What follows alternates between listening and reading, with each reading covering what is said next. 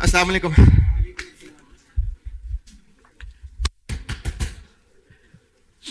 दुरूद शरीफ पढ़ लें।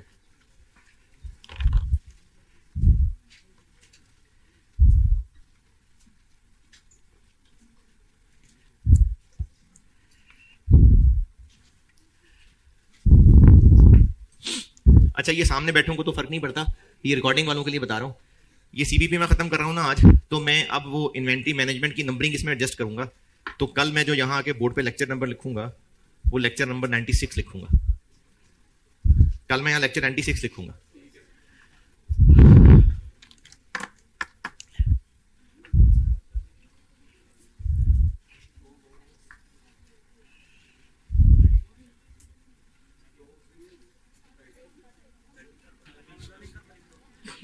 (82) ये हो गया, 11 इन्वेंटरी मैनेजमेंट हो गए, 93 हो गए, एक लर्निंग कर्व, एक टारगेट कॉस्टिंग, कितने हो गए?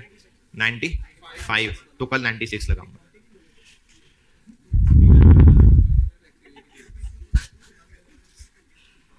तो ये रातों रात 82 से कहां पहुंच जाएंगे? 96 पे पहुंच जाएंगे। सीवीपी के 4 हिस्से बांटे थे मैंने। चौथा हिस्सा, इसमें सवाल देख के आइडिया होगा कि सीवीपी का सवाल है, लेकिन इसमें कहीं टारगेट प्रॉफिट या वो मार्जिन ऑफ सेफ्टी वगैरह नहीं निकालना। तो इसको मैंने फिर नाम ये दिया था कि हम लोग कुछ एक्शंस के इंप्लीकेशंस देख रहे होंगे।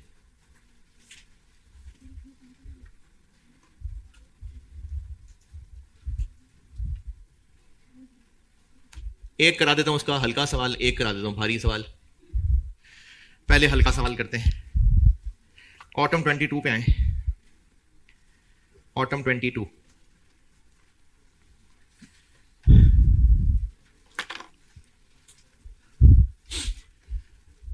अच्छा, इसका जो होमवर्क दे रहा हूँ फिर वो डिस्कस फिर ऑनलाइन वालों के लिए कह रहा हूं, डिस्कस वो लेक्चर 96 में हो रहा होगा। Autumn 22, Uranus limited.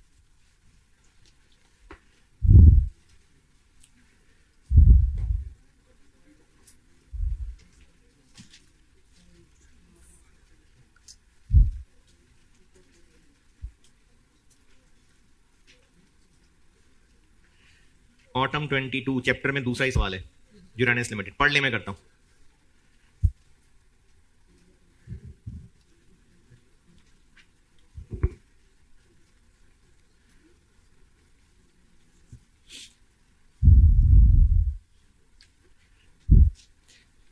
अगले वीक में फिर सीवीपी का टेस्ट देने।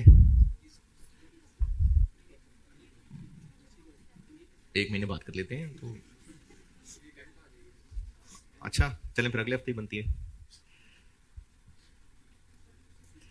जिन्होंने देना है, मेरे ख्याल है 46 लोगों ने देना है ना? तो वो अगले हफ्ते सीवीपी का टेस्ट। अरे छोटा सा सवाल है यार, नजर भर के देखेंगे तो पढ़ा जाएगा।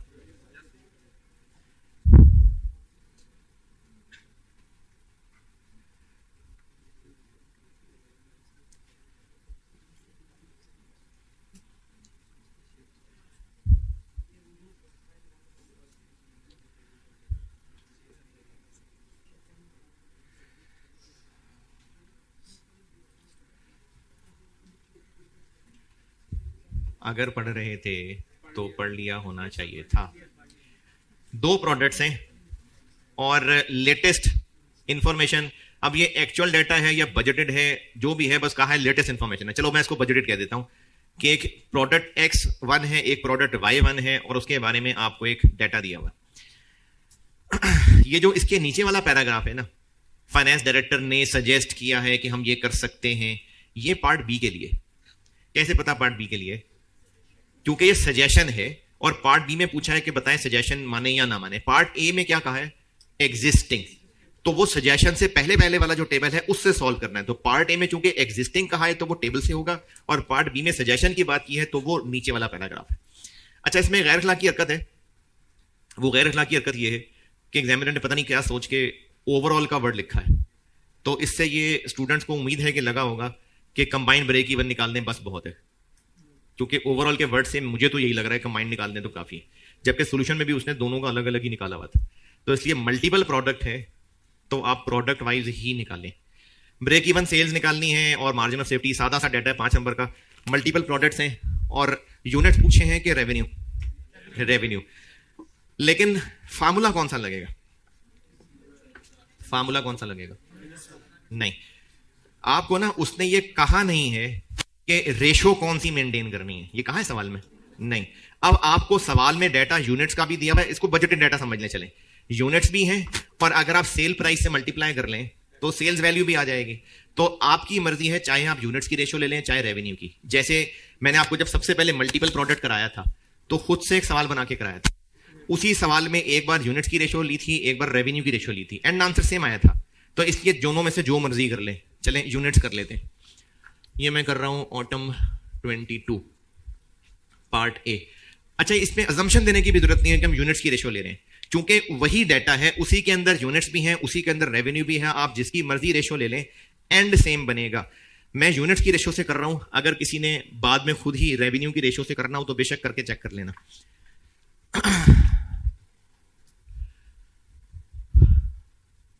अच्छा, जरूरी नहीं कि ये बजट है, ये गुजरा हुआ साल भी हो सकता है, लेकिन कुछ कहा नहीं तो चले मैं आपको बजट कह देता हूं। ये बजट ये है कि X1 Y1 यूनिट्स हैं इसके 5000 और 2500।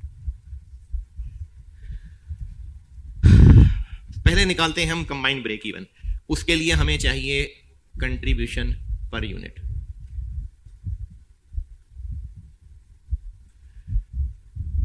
सेल प्राइस कितनी? 4400 और 2200। और वेरिएबल कॉस्ट पर यूनिट 1500, 1400, 700 और वेटेड एवरेज बन गया 1400 का वेट है 50/75 और 700 का वेट है 25/75।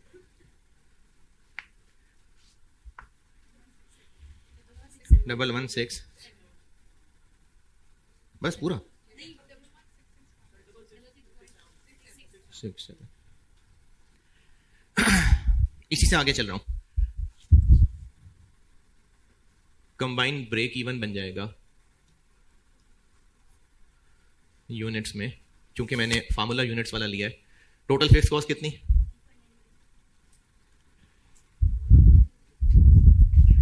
इन दोनों को ऐड कर लें।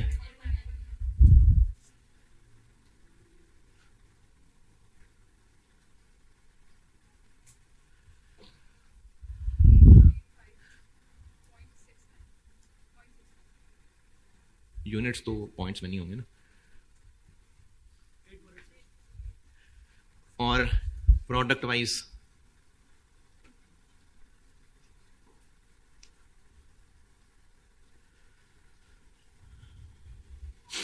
उसने मांगा है ब्रेक इवन और साथ लिखा है रेवेन्यू और मार्जिन ऑफ सेफ्टी यूनिट्स में। तो इसका मतलब ब्रेक इवन हमें यूनिट्स में भी चाहिए ताकि मार्जिन ऑफ सेफ्टी निकले। तो इस 8486 को इस रेशो में बांट दें 5 6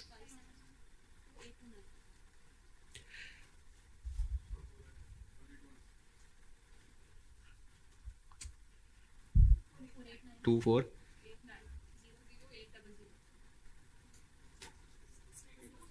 6 2 2 3 8 0 0।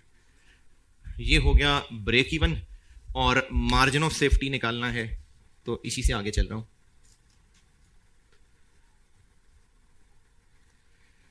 X1 का budgeted units minus break even. Margin of safety है ही नहीं, तो नेगेटिव सेफ्टी नहीं है। यानी अगर एक स्टूडेंट 35 नंबर का पेपर करके आ रहा है तो कितना उसकी सेफ्टी का मार्जिन है? कोई नहीं है ना, नहीं है मार्जिन ऑफ सेफ्टी, तो 0। और Y1 2500 माइनस इसका भी कोई नहीं है। ये हो गया पार्ट ए। ये तो खैर मैं ना भी करा था तो ये आपको ही होमवर्क दे देता। लेकिन चले कर दिया। पार्ट बी करता हूं। यहां तक किसी को मसला है तो उसको शर्म आनी चाहिए पहले तो, लेकिन अगर फिर भी पूछना चाह रहा है तो पूछे।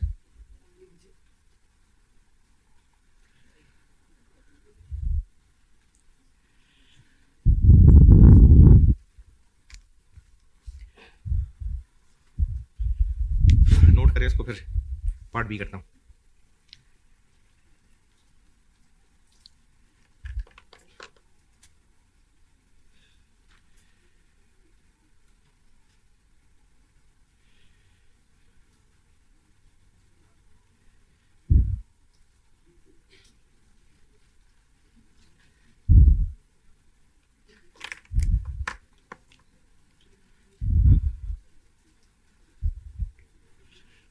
जल्दी जल्दी।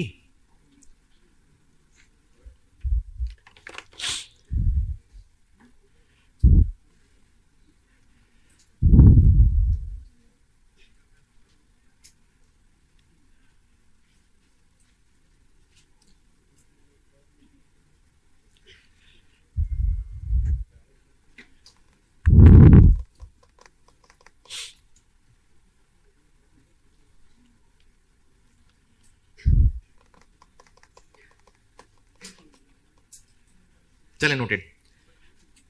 पार्ट बी, चले पार्ट बी से पहले ना ऊपर वाला पैराग्राफ पढ़ते हैं। फाइनेंस डायरेक्टर साहब कह रहे हैं कि अगर हम 3 लाख रुपए एडवर्टाइजमेंट पे खर्च कर दें, क्या हुआ, पूछना है कुछ? डायरेक्टर साहब कह रहे हैं कि अगर हम 3 लाख रुपए एडवर्टाइजमेंट पे खर्च कर दें और सेल प्राइस 5% कम कर दें तो X1 के जो यूनिट्स हैं वो 20% से बढ़ जाएंगे। कहां से बढ़ जाएंगे? 5,000 से ना, 5,000 से ज्यादा हो जाएंगे। पूछा यह है कि बताएं डायरेक्टर साहब की बात में कोई फायदा नजर आ रहा है कि नहीं, कैसे पता चलेंगे?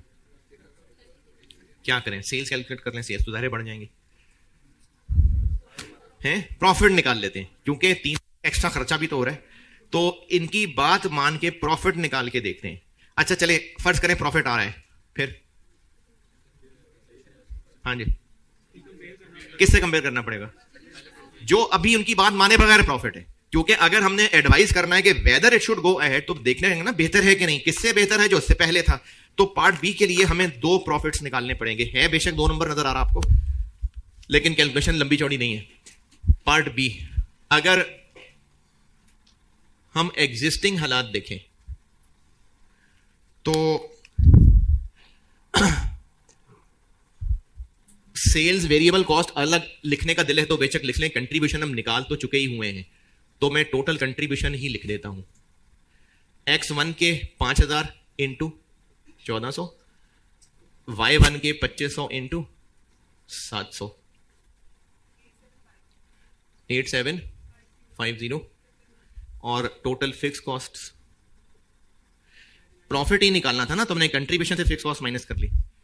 टोटल फिक्स कॉस्ट कितनी?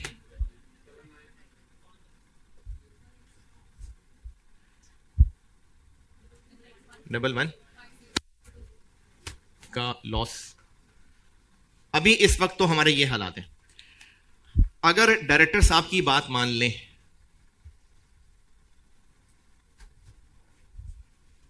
चलें करके देख लेते हैं। अब मुझे सेल्स अलग अलग ही लिखनी पड़ेंगी। क्यों? क्योंकि सेल प्राइस कम हो गई ना, तो अब मैं अलग अलग कर लेता हूं।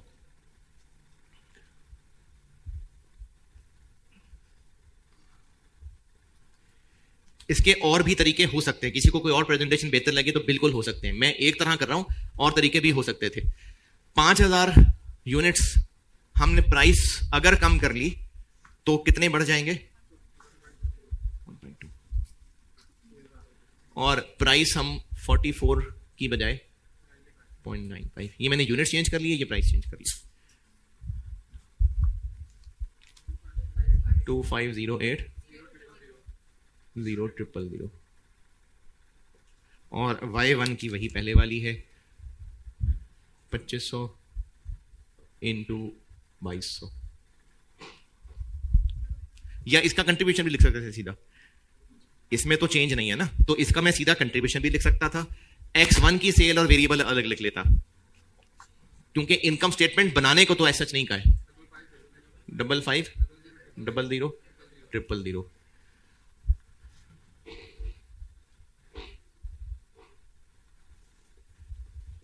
Y1 की 2 लाइनों की बजाय एक कंट्रीब्यूशन की लाइन काफी थी, ये भी कर सकते थे।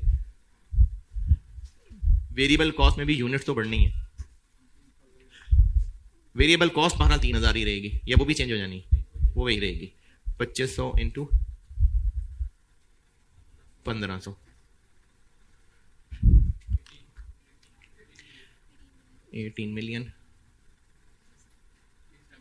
3750000। और टोटल फिक्स कॉस्ट्स में पहले तो 99 है ही है, उसमें साथ ये 3 लाख भी मिल जाएगा। 102000000। और डायरेक्टर साहब की बात मानेंगे तो 1370।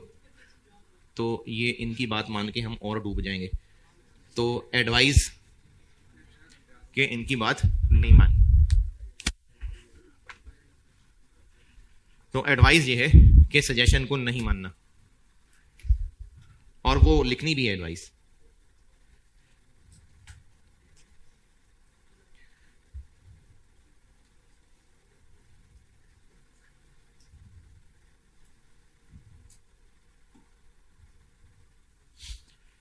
सजेशन एक्सेप्ट नहीं करनी।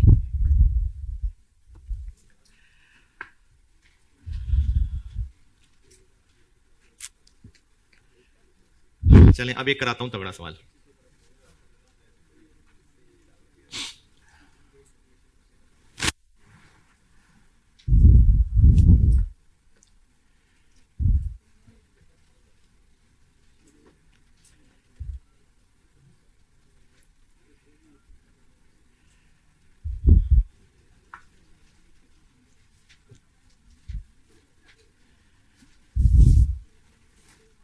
हाँ जी, सवाल डन।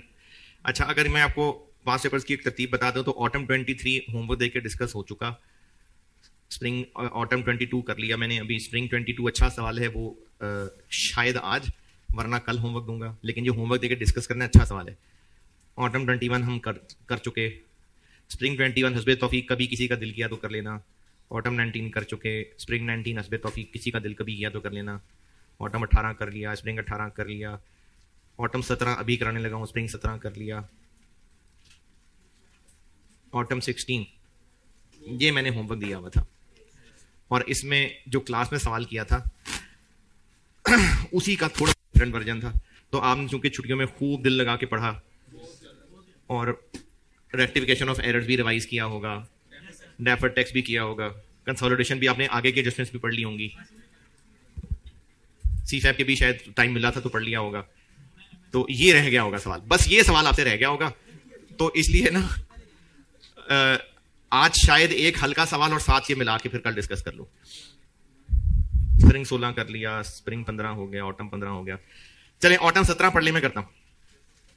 ऑटम 17 पढ़ लीजिए, डिजिटल इंडस्ट्रीज लिमिटेड। इसमें एक दो कैलकुलेशंस बहुत मजे की हैं, इसलिए मैं खुद बोर्ड पे कर रहा हूं। अच्छा, अभी तक सीवीपी के जितने सवाल कर लिए, क्या क्या मुश्किलें आ रही हैं इसमें? क्वेश्चन की तरतीब। अच्छा, और शुरू कहां से करना है? नहीं यार, शुरू कहां से करना है वो तो हो ही गया है। फिक्स कॉस्ट, जो भी सवाल है फिक्स कॉस्ट तो देखो, अगर कुछ भी समझ नहीं आ रहा तो फिक्स कॉस्ट तो निकालनी है।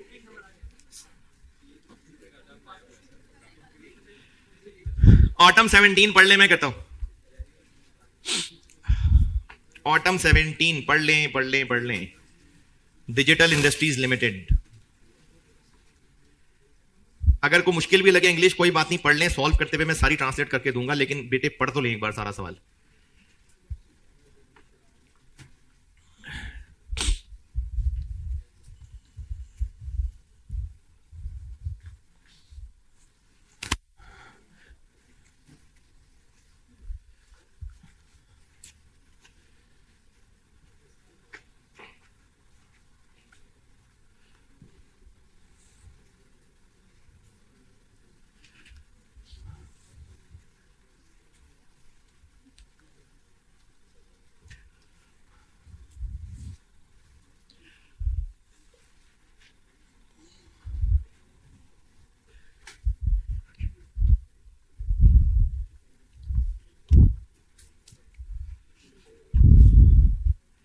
सवाल पढ़ने को कहा है यार।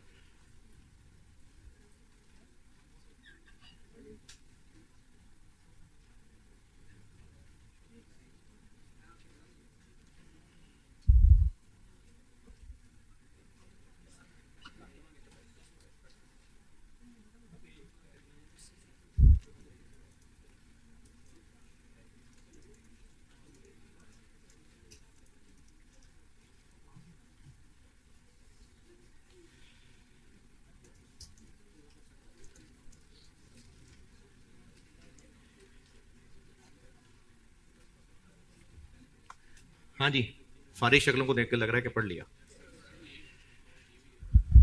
पढ़ लिया, चलिए मैं समझाता हूं। ज्यादा डिटेल कैलकुलेशन तो सॉल्व करते हुए अंग्रेजी बताऊंगा, अभी सिर्फ मोटी मोटी समरी बता रहा हूं। पहले पैराग्राफ में जो 2017 ईयर गुजर चुका उसके हालात बताए हुए हैं कि उस साल में हम सेल्स कितनी कर सके, सीएस रेशो कितनी थी, वेरिएबल कॉस्ट का ब्रेकअप क्या था। पहला साल गुजरे हुए साल 2017 से रिलेटेड है। पहले पैराग्राफ की अंग्रेजी में कोई एतराज? बाकी जो ये कैलकुलेशन करनी है ना कि 80% ऑफ ब्रेक इवन, ये कैलकुलेशन करते दोबारा अंग्रेजी बताऊंगा। पहले मैं सिर्फ इतनी बात कर रहा हूं कि पहले पैराग्राफ में 2017 का रोना रोया हुआ है। अब जब डायरेक्टर साहब से बात हुई, मार्केटिंग डायरेक्टर, तो उन्होंने कहा कि सेल प्राइस तो आप बढ़ा नहीं सकते क्योंकि कंपटीशन है बहुत ज्यादा। हां, कम करनी है तो करें, उससे सेल्स वॉल्यूम बढ़ जाएगा। अब जब मार्केटिंग वाले ने कहा कि सेल्स वॉल्यूम बढ़ाना है तो प्रोडक्शन डायरेक्टर ने कहा कहां से बढ़ाओगे, प्लांट तो है ही नहीं इस काबिल। तो फिर मामला यह तय हुआ कि अगर हम एक नया प्लांट खरीद लें जो कि पुराने प्लांट से ज्यादा कैपेसिटी वाला होगा, तो अब ये सारा कुछ जो 0.1 से लेके 0.5 तक लिखा हुआ है, ये अब उस नए प्लांट की बातें की हुई हैं, जो कि सॉल्व करते करते सारी ट्रांसलेशन करके दूंगा। पूछा यह है कि अगला साल यानी 2018 की बजटेड सेल्स बता दें। बजटेड कहां से आ गई? प्रोजेक्टेड। तो 2018 की बजटेड सेल्स निकालनी है और मार्जिन ऑफ सेफ्टी निकालना है। तो मार्जिन ऑफ सेफ्टी तो पिछले साल का बताया नहीं हुआ है। अच्छा चलें, अगर बताया भी होता तो 2018 में भी उतना ही होता नहीं, क्योंकि फिगर्स बदल रही हैं तो ब्रेक इवन सेल्स चेंज होनी है। तो आपसे margin of safety, budgeted sales और मार्जिन ऑफ सेफ्टी कैलकुलेट करने को कहा है after incorporating the effect of above, यानी पुराना प्लांट छोड़ के नया प्लांट ले आए तो बजटेड सेल्स और मार्जिन ऑफ सेफ्टी परसेंटेज निकालनी है कैसे पता इस चैप्टर का सवाल है? Margin of safety. और अगर मार्जिन ऑफ सेफ्टी कैलकुलेट करने को कह रहा है, बजटेड सेल्स भी निकालने को कह रहा है, तो फिर इसका मतलब ब्रेक इवन सेल्स भी निकालनी। तो इस सवाल में हमारी रिक्वायरमेंट है बजटेड सेल्स और ब्रेक इवन सेल्स और यूनिट्स या रेवेन्यू।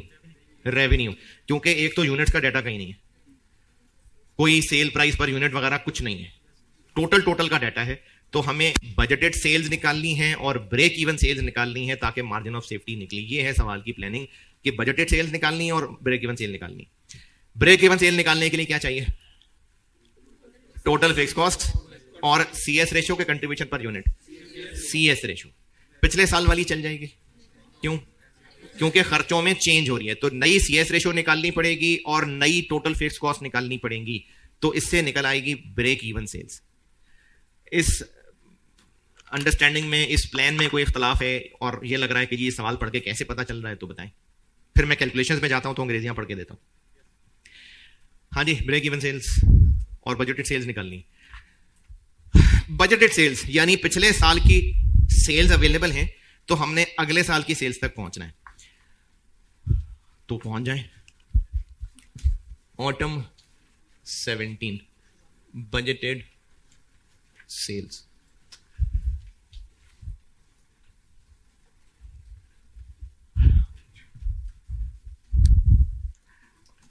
कुछ सवालों में हम ब्रेक इवन सेल्स और मार्जिन ऑफ सेफ्टी यूज करके बजटेड सेल्स तक पहुंचे थे, बीच में ऐसे भी सवाल किए हैं। इसमें वैसे क्यों नहीं चल सकते? ब्रेक इवन सेल्स निकाल लेते हैं और वहां से हम बजटेड सेल्स तक छलांग लगा दें। मार्जिन ऑफ सेफ्टी नहीं है, इसलिए वो रास्ता नहीं चलेगा। यहां पर कुछ सवाल ऐसे किए हैं जिनमें मार्जिन ऑफ सेफ्टी और ब्रेक इवन सेल्स को यूज करके बजटेड सेल्स निकाली थी। इसमें ऐसे इसलिए नहीं कर सकते क्योंकि मार्जिन ऑफ सेफ्टी नहीं है, वही तो करना है कैलकुलेट, वो रास्ता तो बंद हो गया। अब पूरे सवाल का डाटा अगर गौर करें तो हमारे पास अवेलेबल क्या है? पिछले साल की टोटल सेल्स अवेलेबल है और प्राइस में क्या चेंज करनी है वो भी लिखा हुआ है पॉइंट 2 में कि हम सेल प्राइस 2% कम कर देंगे। तो अगर हमें एक साल की यानी गुजरे हुए साल की सेल्स पता हो तो अगले साल की सेल्स तक कैसे पहुंचे? पिछले साल की सेल्स कितनी थी? पहला पैराग्राफ।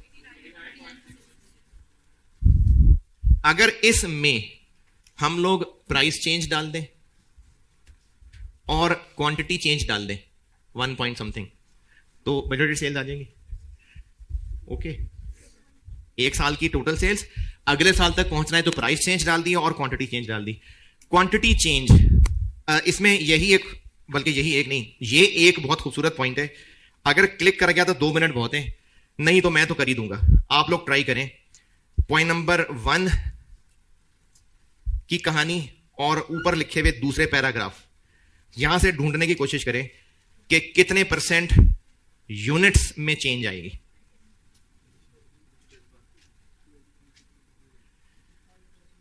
सेल्स के यूनिट्स कितने % बढ़ जाएंगे? नहीं, इतना जबानी नहीं है, को कैलकुलेटर पे उंगलियां चलानी पड़ेंगी।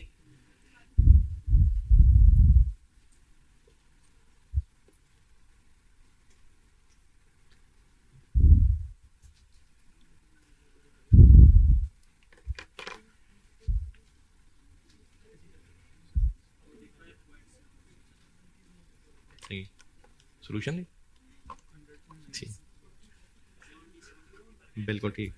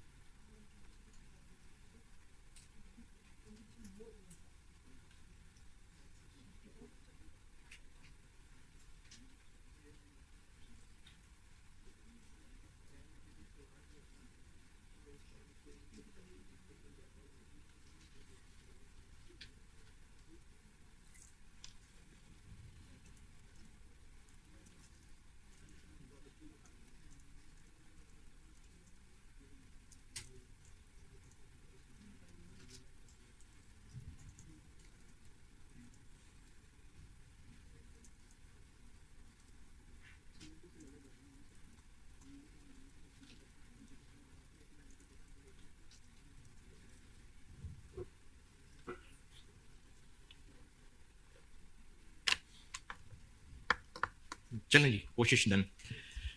कितना आंसर? 45.71।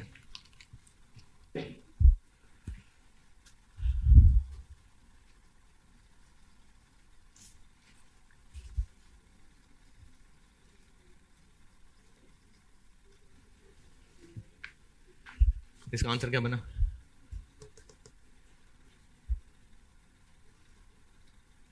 1.457। अच्छा जी, ये क्या किया? जो पुराना, ये आपको समझाने के लिए कर रहा हूं, वरना सोल्यूशन की ये वर्किंग बहुत है, आपको समझाने के लिए बना के दे रहा हूं। जो पुराना प्लांट था उसकी जितनी भी कैपेसिटी थी, चलो मैं उसको कह देता हूं 100, क्योंकि पहले नहीं, दूसरे पैराग्राफ की लास्ट लाइन में लिखा हुआ है कि पुराना जो प्लांट था उसको हम 70% तक यूज कर रहे हैं। इसकी मिसाल आप ऐसे समझ लें कि अगर एक प्लांट से 100 यूनिट्स ओरिजिनली, यानी उसका जो डिजाइन था 100 यूनिट्स बन सकते थे, लेकिन अब वो हो गया पुराना, या तो ऐसे कह लें कि स्लो हो गया है, या कह लें कि वो यूनिट्स खराब कर देता है अगर एक सर्टेन नंबर से ज्यादा बनाए तो उससे हम सिर्फ 70 यूनिट्स ही बना पा रहे हैं। यह मतलब है दूसरे पैराग्राफ के लास्ट सेंटेंस का, कि प्रोडक्शन डायरेक्टर का कहना है कि since the plant is quite old, the production capacity can not be increase beyond the current level of 70%। 70% of what? Total capacity जितनी भी है हम उसका 70% तक यूज कर पा रहे हैं। इस सेंटेंस की समझ आई तो उसके बाद बात आगे, अगर इसकी समझ नहीं आई तो फिर तो आगे बात नहीं है। इसका मतलब है कि अगर पुराने प्लांट से 100 यूनिट्स बन सकते हैं तो हम मैक्सिमम कितने बना पा रहे हैं उससे? 70। ये बात ओके? तो अभी हम जितने यूनिट्स बना रहे हैं वो हैं 70। ये मैंने समझाने के लिए इसको यूनिट्स कह दिया कि 100 यूनिट्स ओरिजिनल प्लांट जो पुराना है इतनी उसकी टोटल कैपेसिटी है, लेकिन हम बनाया करते हैं इस वक्त तक 2017 की जो प्रोडक्शन है वो 70 यूनिट्स की है। हम जो नया प्लांट लाएंगे उसकी कैपेसिटी पुराने प्लांट की कैपेसिटी से 20% ज्यादा होगी, या इससे 20% ज्यादा। यानी जो नया प्लांट होगा उससे हम लोग कितने यूनिट्स बना लिया करेंगे? 120। लेकिन हमारा इसको पूरा यूटिलाइज करने का इरादा नहीं है, हमारा इसको यूज करने का इरादा है 85%। किसका 85%? इसका 85%। यानी हमारा 2018 का प्लान है 102 यूनिट्स बनाने का, इसका 85%। ये सजेशंस के अंदर पॉइंट नंबर 1 में लिखी हुई है कहानी सारी, कि नए प्लांट की कैपेसिटी पुरानी प्लांट की कैपेसिटी से 20% ज्यादा होगी, और हमारा 2018 में उसको 85% यूज करने का इरादा है। यानी 2018 में हम इतने यूनिट्स बनाएंगे, तो अभी इतने बनाए थे, अगले साल इतने बनाएंगे, इससे ये कितना ज्यादा है? वो इतना बनता है 102। इससे कितना ज्यादा होगा? इसको इससे डिवाइड कर लें। नहीं,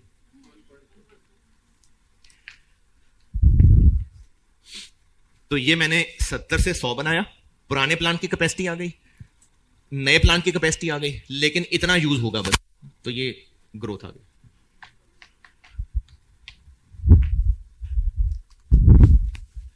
फोर 571 बजटेड सेल्स 1 नहीं भाई, 127 नहीं है, 127.95, ये हो गई budgeted sales.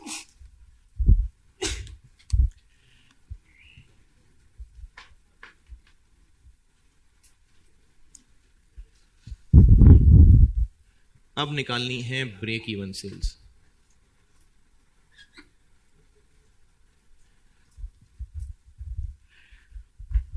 Break even sales निकलेगी टोटल फिक्स कॉस्ट, बल्कि ब्रैकेट में फॉर्मूला ही बना देता हूं, टोटल फिक्स कॉस्ट पता नहीं कितनी डिवाइडेड बाय CS रेशियो पता नहीं कितनी,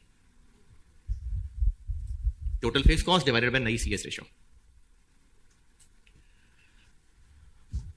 ये ब्रेक इवन सेल आएगी, इन दोनों का डिफरेंस मार्जिन ऑफ सेफ्टी होगा,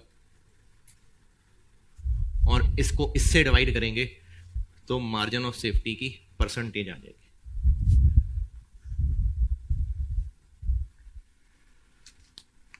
तो अब अगली तलाश टोटल फिक्स कॉस्ट।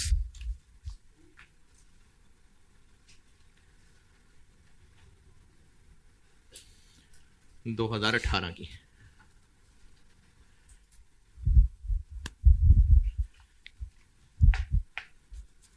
अच्छा, इसमें ज्यादा लाइनें हैं तो ये इससे आगे मैं यहां चला दूंगा, इसी वर्किंग को मैं यहां बढ़ाऊंगा।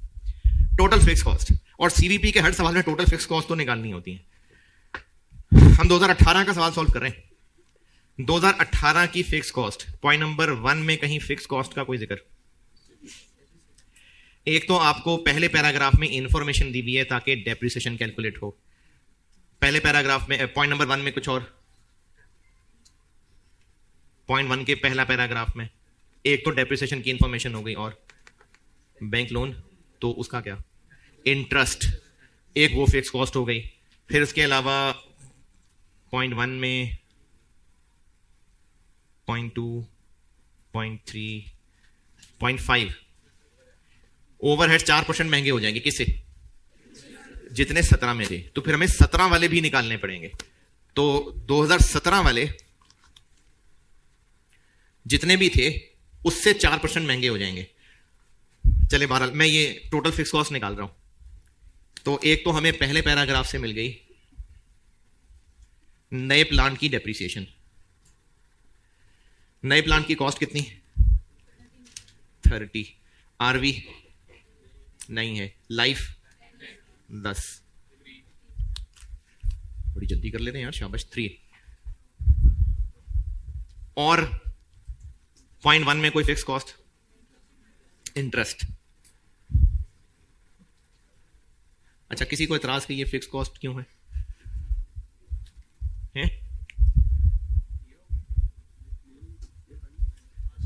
वेरिएबल है।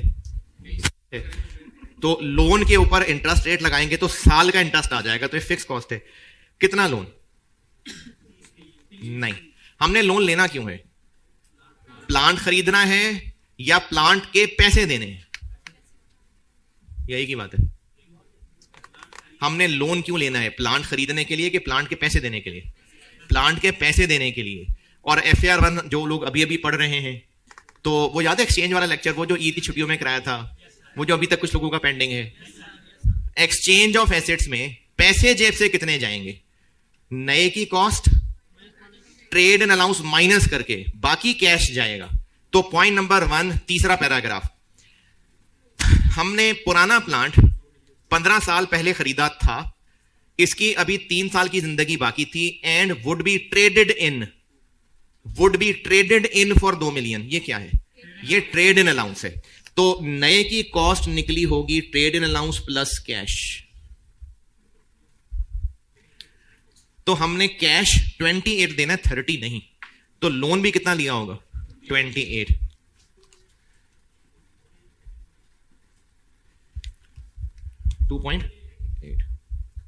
सेकेंड पॉइंट क्या? नहीं, ये वो 2 नहीं है। अरे वो 2% है, वो ये सेल प्राइस 2% कम की है। थोड़ी सी नजरें उठाएं, थोड़ी सी। Point number 1 third paragraph, existing plant 15 साल पहले 27 मिलियन का खरीदा था, रिमेनिंग लाइफ उसकी 3 साल है, would be traded in for 2 million. तो ये ट्रेड इन अलाउंस है, ये ट्रेड इन अलाउंस है। तो कैश फिर हम इतना पे करेंगे, इतना लोन लेंगे फिर। हाँ जी, पॉइंट 1 में और कुछ? अच्छा, 2018 का सवाल सॉल्व हो रहा है। नया प्लांट होगा उसकी डेप्शन है, पुराने की भी डेप्शन लिखूं? नहीं, वो तो ट्रेड इन हो जाएगा ना, वो तो बेच देंगे। और कोई फिक्स कॉस्ट पॉइंट 1 में? अच्छा, एक फिक्स कॉस्ट है जो आईकेप के सोल्यूशन में मिस हो गई थी, उससे तो अगर आप मुझ पर भरोसा करते हैं तो फिर वो भी आनी चाहिए। पुराना प्लांट 17 में बेच चुके हैं, अभी तो डिस्कशन हो रही है। 18 में बेचेंगे, तो 18 में बेचेंगे तो कितने का बेचेंगे? 2 मिलियन का। और उसकी कॉस्ट, लाइफ, ये सब क्यों बताया? ताकि उसके बेचने पे गेन लॉस कैलकुलेट हो। तो अगर वो लॉस आया तो वो फिक्स कॉस्ट है, और अगर प्रॉफिट एंड डिस्पोजल हुआ तो वो इसमें से माइनस हो जाएगा। तो FAR 1 तो ये ऐसे ऐसे आप कैलकुलेट कर लेंगे। तो पुराने को बेचने पे लॉस हुआ या गेन? चलो, तो मैंने लिख ही दिया है, लॉस ही हुआ। कितना?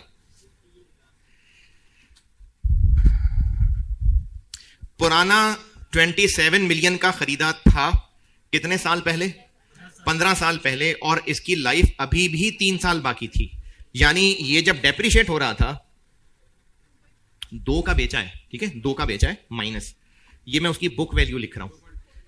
कितने का खरीदा था? 27 का माइनस, इसको हम 15 साल डेप्रिशिएट कर चुके होंगे 18 में से। ये 18 कैसे? 15 गुजर गए, 3 और रहते थे, तो 18 में से 15 गुजर गए, तो ये इसकी बुक वैल्यू, और इतने का बेचा तो 2.5 आ गया। इस सवाल के सॉल्यूशन में, आई कैप में, ये चीज मिसिंग थी। अच्छा, मैंने ना जो भी सवाल ये बुक में सॉल्व किए हैं, उनमें जहां जहां आई कैप से मेरा फॉरवर्ड है वो तो खैर है, लेकिन जहां पर कुछ चीजें जो मैं समझता हूं गलत है, मुझ पर भरोसा तो करके चलना पड़ेगा, वो मैंने ना फिर हर सोल्यूशन के शुरू में डब्बे बना के लिखा भी हुआ है कि मेरा क्या इख्तलाफ है आई कैप से। वो मैंने हर सोल्यूशन में जहां जहां इख्तलाफ था वो लिखी हुई है बात मैंने। जी 2.5, किसी को इख्तलाफ है तो बताएं। अच्छा, इसमें हो सकता है किसी को इख्तलाफ हो कि ये फिक्स कॉस्ट क्यों है, तो फिर वेरिएबल कॉस्ट है, तो फिर फिक्स कॉस्ट है। भाई वेरिएबल नहीं है ना, तो फिक्स्ड है। वेरिएबल क्यों नहीं है?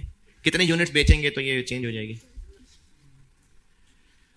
पॉइंट नंबर 1 क्या हुआ? तो वो तो 1 साल और रेंट महंगा हो जाएगा तो वो भी चेंज हो जाएगा, तो उससे वेरिएबल थोड़ी हो जाएगा। फिक्स्ड और वेरिएबल किसी 1 साल की बाउंड्री में रहते हुए एक्टिविटी से लिंक करके कॉन्सेप्चुअली सोचते हैं कि एक्टिविटी ज्यादा होती तो क्या ये फिर भी उतना ही होता? हाँ उतना ही होता, तो ये फिक्स्ड है।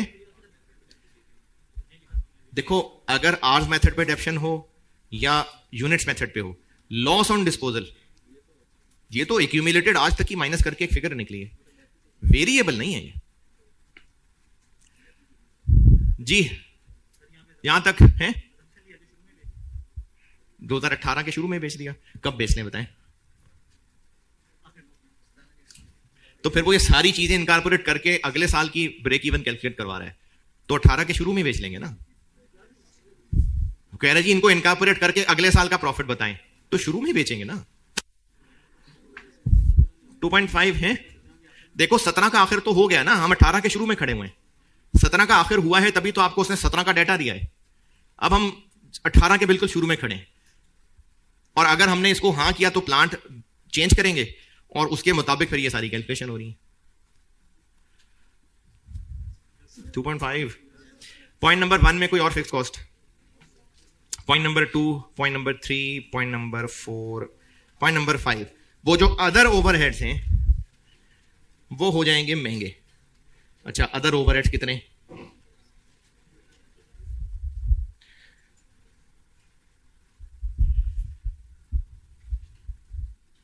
$2017 2017 में टोटल फिक्स कॉस्ट्स कितनी थी? 2017 की कहानियां पहले पैराग्राफ में ही हैं जो हैं।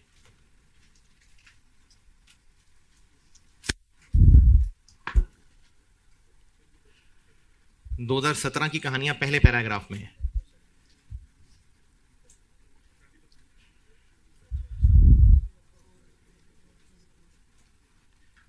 जी कैसे 20%? कैसे?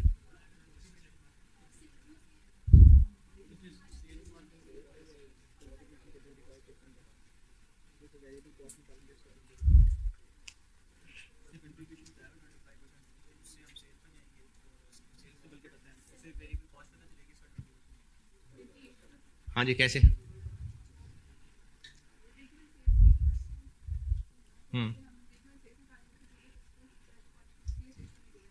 देखें, टोटल फिक्स कॉस्ट का कोई फार्मूला नहीं होता है, जैसे कोई फार्मूला होता है, ये तो फिगर्स को टोटल करके निकलती है जैसे हम निकाल रहे हैं।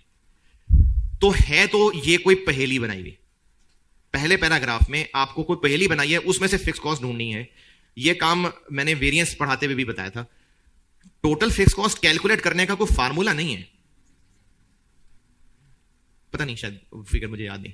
टोटल फिक्स कॉस्ट कैलकुलेट करने का फार्मूला क्या है? कोई नहीं है, बस टोटल फॉर द ईयर खर्चे कर लेंगे तो टोटल फिक्स कॉस्ट है, इसलिए है तो कोई पहेली।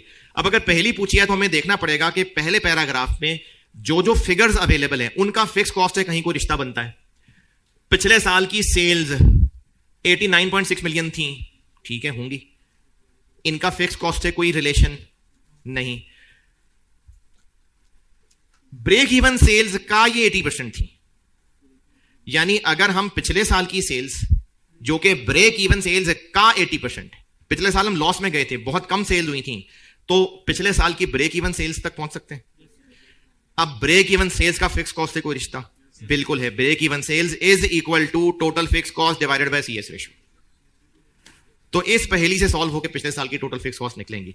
देखें, पहले 89.6 मिलियन को मैंने 80% से डिवाइड किया, ये क्या आएगा, ये क्या चीज होगी, ये ब्रेक इवन सेल। अभी इस वक्त जो लाल लाल लिखा हुआ है ब्रेक इवन सेल्स है, और break even sales is equal to total fix cost divided by CS ratio.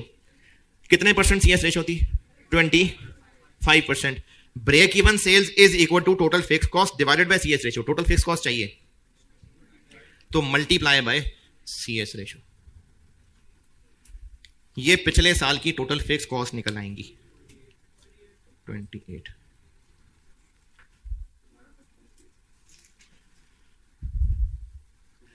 Total fixed cost निकालने का कोई फार्मूला नहीं है, ये पहले पैराग्राफ में पहेली थी, और पहेलियां सॉल्व करने का यही है कि जो जो उससे रिलेटेड हिंट मिल रहा है उसको सॉल्व करें।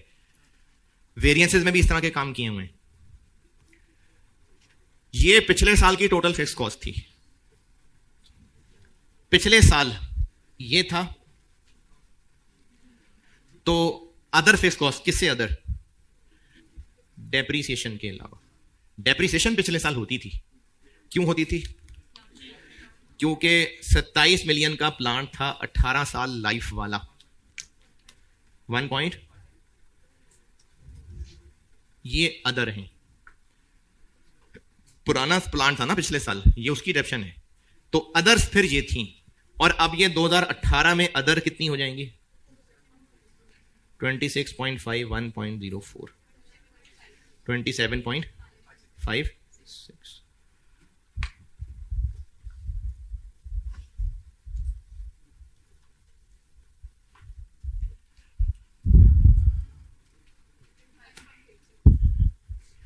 $25.35.86।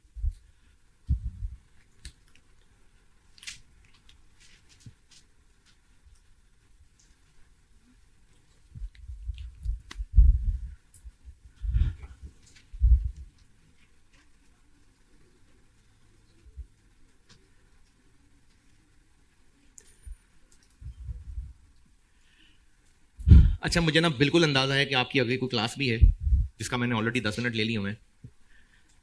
अगर आप थोड़ी सी हिम्मत कर लें तो उसको पूरा कर लें। अगर total fix cost, CS ratio, पुरानी वाली क्यों ना चला लें, क्योंकि अब वैल्यूज में चेंजेस आ रही हैं, तो अब हम वैल्यूज में चेंजेस ले लेते हैं। इससे पहले भी एक सवाल किया था, मेरे ख्याल में पिछली क्लास में शायद किया होगा, उसमें मैंने आपसे कहा था कि सीएस रेशो ही अगर निकालनी है तो वो टोटल फिगर से भी निकल सकती है। वॉल्यूम कम ज्यादा होने का सीएस रेशो पे फर्क नहीं पड़ेगा। ये मैंने आपको 2018 का सवाल बोर्ड पे करके दिया था, ये तब समझाई थी बात, और ये इत्तेफाक से उन क्लासेस में से है जो आपको लिंक भी शेयर्ड है, तो अगर भूल भाल गए हैं तो देख लेना वो बात। मैंने 2018 शायद स्प्रिंग या ऑटम 18 बोर्ड पे किया था, बास्केटबॉल के नाम से था शायद वो सवाल। तब मैंने ये बात समझाई थी कि पिछले साल की इनकम स्टेटमेंट गिवन थी उसमें, और अगले साल की नई सीएस रेशो निकालनी थी। तो सीएस रेशो मैंने कहा था कि अगर हम पिछले साल की टोटल फिगर्स में ही बस प्राइस चेंजेस कर लें तो उनसे नई सीएस रेशो निकल सकती है। ये पिछले में बताया हुई है बात, और वो यूट्यूब पे भी है, आप वो भी देख सकते हैं। और ये जो रिकॉर्डिंग वाले बच्चे हैं, तो मेरे ख्याल में शायद 81 लेक्चर में बताया होगा, क्योंकि जो लर्निंग कर्व है वो तो मैंने अलग ही तरतीब लगाई है, तो लेक्चर 81 में ही ये बात बताई हुई है। तो इसमें भी हम पिछले साल की टोटल फिगर्स में प्राइस चेंजेस डाल के नई सीएस रेशो निकाल सकते हैं। Okay,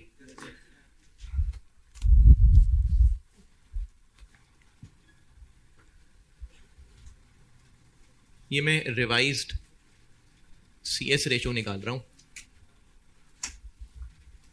bye incorporating price changes. ये लेक्चर 81 में मैंने 18 ऑटम या स्प्रिंग का सवाल किया था, ये तब भी की थी बात, ऑटम 18। नई सीएस रेशो निकालनी है तो पिछले साल की टोटल फिगर्स में प्राइस चेंजेस डाल लेते हैं।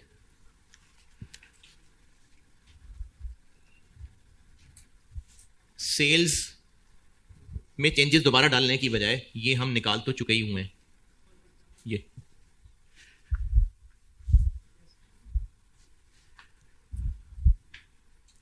लेकिन इसमें वॉल्यूम चेंज डाल दिया है, तो चाहे तो सब वेरिएबल कॉस्ट में बार बार वॉल्यूम चेंज डाल दें और चाहे इसमें से भी वॉल्यूम चेंज निकाल दें। तो क्या करूं, चलो उसमें से निकाल देते हैं। यानी 89.6 मिलियन 0.98 87.81। मटेरियल लेबर वेरिएबल अलग अलग लिखने पड़ेंगे या सबको एक साथ लिख सकते हैं? अलग अलग, क्योंकि उनमें चेंजेस अलग अलग हैं।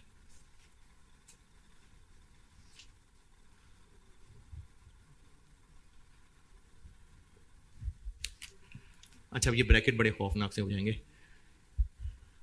89.6 का 80% का 45%, 80 नहीं सॉरी 75 का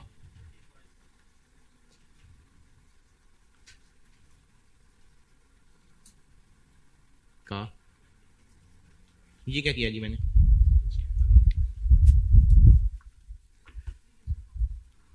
जी पिछले साल की सेल्स पे मैंने 75% लगाया, 25 कंट्रीब्यूशन था, वेरिएबल कॉस्ट आ गई, उसको 45 35 30 में मटेरियल लेबर और वेरिएबल ओवरहेड में तोड़ लिया। इस पे एतराज। अब डालते हैं चेंजेस। पॉइंट नंबर 1, पहले पैराग्राफ में तो हमने कर ली इस्तेमाल। दूसरा paragraph, the new plant would eliminate existing wastage, would eliminate यानी अभी वेस्टेज होती थी अब नहीं होगी, तो अब हम ज्यादा बड़ा प्रोडक्ट खुशी में बना दिया करेंगे। रिवाइज्ड इनपुट, तो पहले यहां इंटू 0.95 और अब लॉस ही नहीं होगा, तो बस यही इंटू 0.95, लॉस होगा ही नहीं ना अब, तो इंटू 0.95। अगर ऐसा कहा होता कि पहले 5% होता था अब 2% होगा, तो फिर हम ये कर लेते ना। और अब वो कह रहे हैं एलिमिनेट, लॉस होगा ही नहीं, तो 1।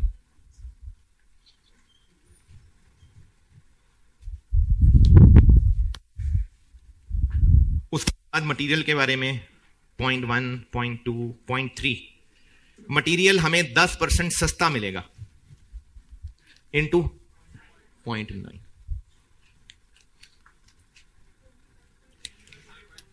25.86।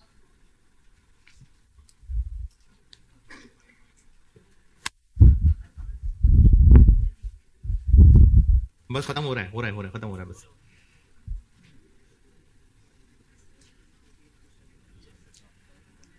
पॉइंट नंबर 1 पे वापस। पहला पैराग्राफ डन। दूसरा paragraph, the new plant would eliminate existing material wastage which is 5% of input done and reduce labour hours bye 8%। यानी नई मशीन हो सकता है ज्यादा ऑटोमेटेड हो, तो पहले ज्यादा लेबर चाहिए होता था, अब कम चाहिए होंगे, तो 8% कम हो जाएंगे इंटू 0.92।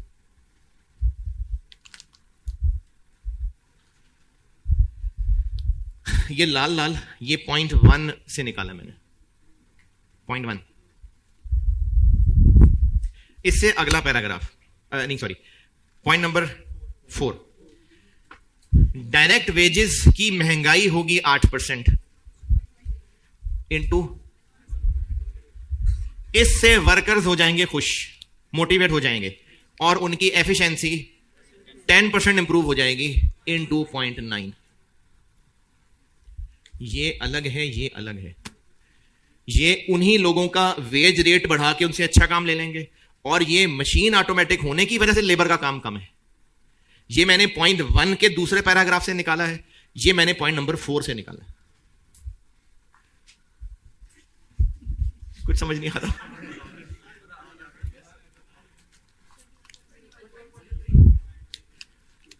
$21.4 कर लें जी। ओके ओके ओके 3 ओवर 4% बढ़ेंगे।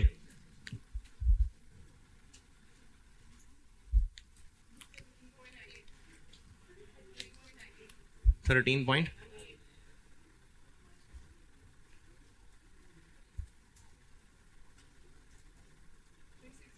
कितना, और CS बन गई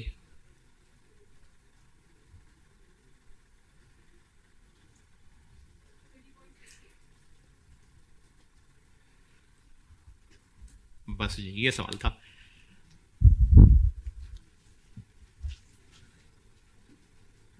और वो जो मैंने एक सवाल आपको और होमवर्क देना था तो वो फिर नहीं दे रहा, यही सवाल होमवर्क है। और आपके पास बहुत दिन है, हम लेक्चर 96 में जाके इसका होमवर्क डिस्कस करेंगे। यही सवाल आपका होमवर्क है। एंड वो जो आप मसरूफियत की वजह से छुट्टियों में नहीं कर सके थे, वो फिर मैं कल डिस्कस करता हूं। इसका आंसर बताते जाएं जाते जाते। 116.8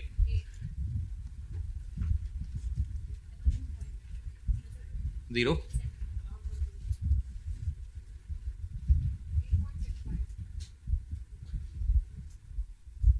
बस जी, ये सवाल था, यही सवाल होमवर्क है। और ऑटम 16 करता हूं डिस्कस लेक्चर 96 में। ठीक है, अल्लाह हाफ़िज़।